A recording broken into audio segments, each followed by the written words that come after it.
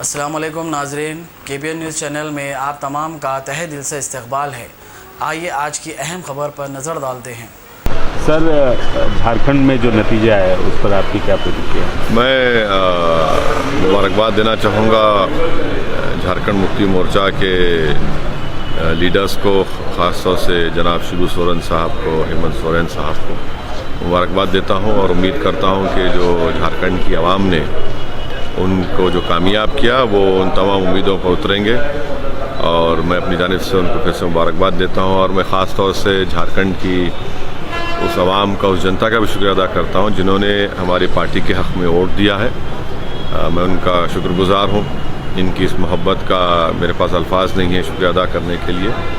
और जो हमको कामयाबी नहीं मिली, इंशाल्लाह हम और कोशिश करेंगे, मेहनत करेंगे, हमारी कमज़ोरियों को दूर करेंगे। मगर मैंने झारखंड की आवाम से वादा किया था कि हम सिर्फ असेंबली इलेक्शन की हद तक यहाँ पर नहीं आए हैं, हम यहाँ पर और मेहनत करेंगे, आवाम का एतमाद जीतेंगे। और जिस तरह हमने महाराष्ट्र, बिहार, उत्तर प्रदेश में हमने काम किया, उसी तरीके से हम झारखंड में भी काम करेंगे।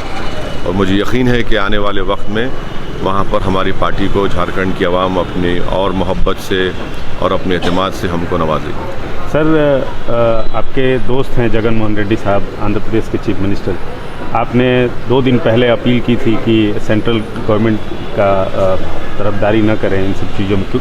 पार्लियामेंट में भी उनकी पार्टी गवर्नमेंट के साथ खड़ी नज़र आई थी, लेकिन कल उनका बयान जो आया उससे सीधा यू टर्न नज़र आया। लोगों को क्या कहना, क्या आपके दबाव में आ गए, आपके अनुरोध? नहीं, देखिए, मेरे दोस्त हैं और दोस्त रहेंगे। वो एक स्टेट चला रहे हैं, उनकी भी बहुत सी मजबूरियां हैं, आसान नहीं है। उस स्टेट में तेलुगु देशम की हुकूमत ने उसको कंगाल करके रख दिया। मगर मैं उनका शुक्रगुज़ार हूँ कि उनकी पार्टी ने, उनकी हुकूमत ने इस तरह का फ़ैसला लिया।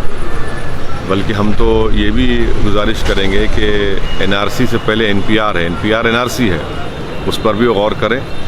और ये अच्छा फ़ैसला उन्होंने लिया, ये ख़ुद का उनका फ़ैसला है। देखिए, सियासत में, पॉलिटिक्स में दोस्ती अपनी जगह पर है, मगर जब एक शख्स स्टेट चला रहा है तो वो उनका एक पॉलिसी डिसीजन होता है, उसको हमको समझना पड़ेगा। हैदराबाद में आपके ज़्यादातर सीटें हैं। हैदराबाद में जो GHMC एरिया है उसमें NPR शुरू करने का प्रोसेस तकरीबन शुरू हो गया है। क्या इसको आप उठाएंगे इस मसले? नहीं, हम तो गुजारिश करेंगे।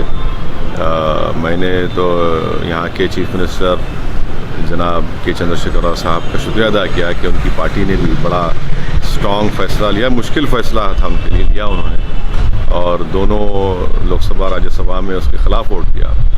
हम भी उनसे रिक्वेस्ट करेंगे, गुजारिश करेंगे कि आप भी इस पर गौर करिए, NRC और NPR के ऊपर। सर, एक बेंगलोर से सांसद हैं तेजस्वी सूर्या, उन्होंने बयान दिया है कि ये जो प्रोटेस्ट हो रहा है ये पंचर वालाज और इस तरह का उन्होंने बयान दिया कि उन लोगों का प्रोटेस्ट नहीं। इनकी जो जहनीत है वो छोटी जहनीत के हामिल आदमी है। अगर कोई पंचर वाला है तो बुरी बात क्या है भाई? वो धूप, बारिश, सर्दी में बैठ कर ही तो जब टायर पंचर हो आता है तो टायर को सही करता है। हो सकता है कि वो करोड़पति हैं, उनको पंचर वाले का गम क्या मालूम।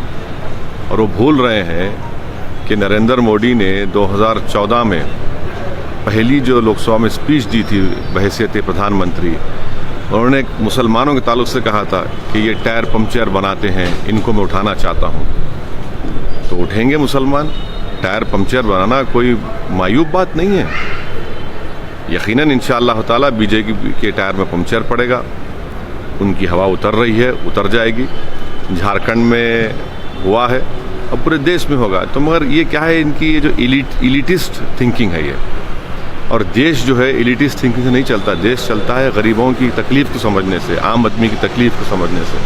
तो वो बेचारे नौजवान हैं और इलिटिस्ट हैं, तो उनको क्या बोल सकते हैं।